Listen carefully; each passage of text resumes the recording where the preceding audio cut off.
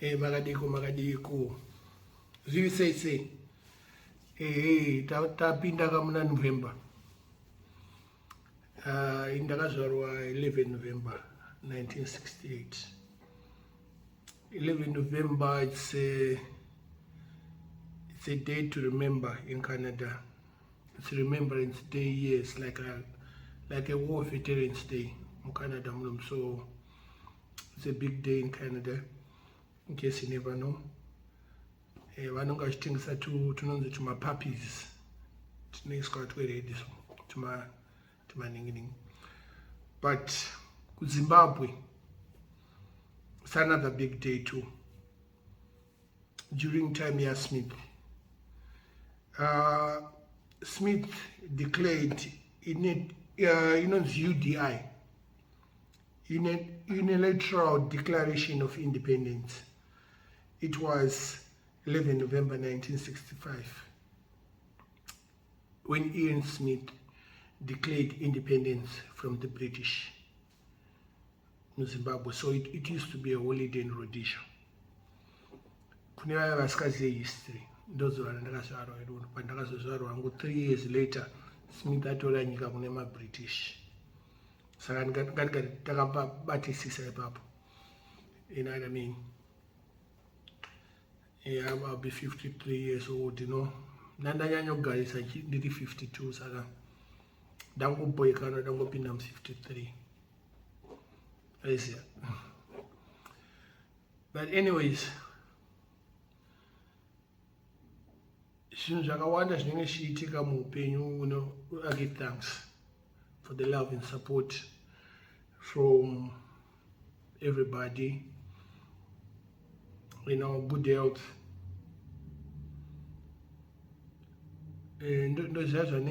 But like I said, I'm not an easy walkover. I treated myself, as you can see, bling mkano. I wonder if it in a jura or yacho. I'm sorry, I pay 3 gida. Pass up by 400. I'm sorry about my diamonds. 42 diamonds. My priority ndo anosiyana. Munhu anotaura kuti pariyo 3000 yawakaisa mazino, dai vakatenga stand, dai vakaita sei aiwa. Unoita zvaunoda nemari yako. I've had this teeth Magribhi epamusoro for like maybe I think 11-12 years now. Epasa acho akarasika ndaidya chicken in KFC, ndakakanganwa KFC, so I had to purchase another set yesterday. Akauya yesterday on the 38th of October. This is the mold in Zimbabwe.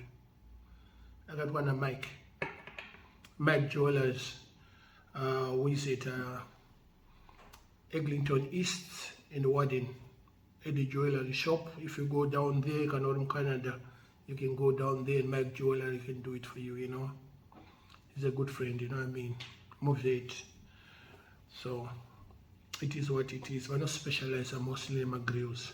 I don't Magribis, my gold caps. I can easily take them off. So as soon as I'm quite sure when I say mazino. So that's my treat for my birthday for this year. A compliment among because as long as Sabudega would ndikutaura mamwari white mamwari gold, saka ndakapfeka aya manje zvakubuda manje. Utonzwa chimwe chidzoi chitotaura kuti kutambisa mari yako here. Ndikutambisa mari yako here. Ndeyangu mari yacho. Ndakakupa mari iyo hapana chaunoita, pamwe unongonotenga hwahwa yobva yapera. At least it's something chinondinakidza. Rimwe rotouya richitotaura kuti aiwa mudhara wekure iwe. Ndezvevana vadiki izvi. Aiwa sinzwa haro. Waiziya. Munhu unoita zvaunoda nenguva yako. kana uda kuti ndikure ndiende kupi ndatopadhuze kuda unofa. Ndozvandiri kuita izvo zvinondinakidza izvo zvemagrills yaya. Saka magrills taanawo nawo takuplana kuenda kuZimbabwe manje. Unongoziva kamaZimbabweans akatotimirira. Toenda hedu kuZimbabwe, then we chop some dollars. Simple. You know, I'll be treating myself nice and easy, you know what I mean? And I got my sister in Zimbabwe. She promised to treat me for my birthday this year. I got to Zimbabwe. Cake. I'm looking forward to it, sister. You know what I mean?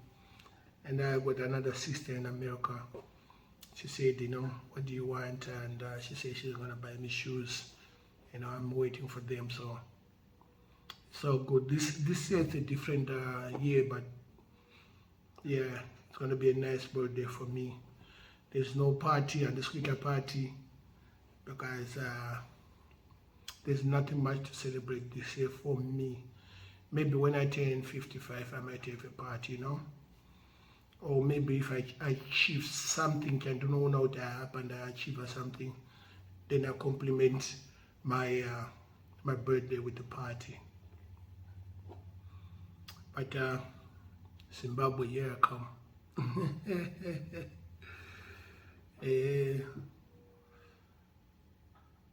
Azvizi hip hop stars azvidhuri izvi. Tengai unonakirwa nazvo, unotoita zvako. Wakanditi ndachembera kana ndachembera bhu. But ndakabuda apo panze apo Nito blinga. Tiri drip blinga.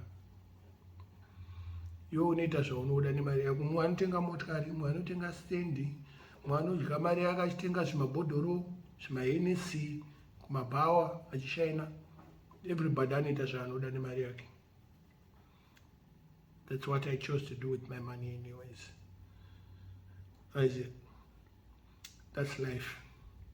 These are gold grills and that's it. They are not permanent. They can be removed at any given time. I cannot eat with them. That's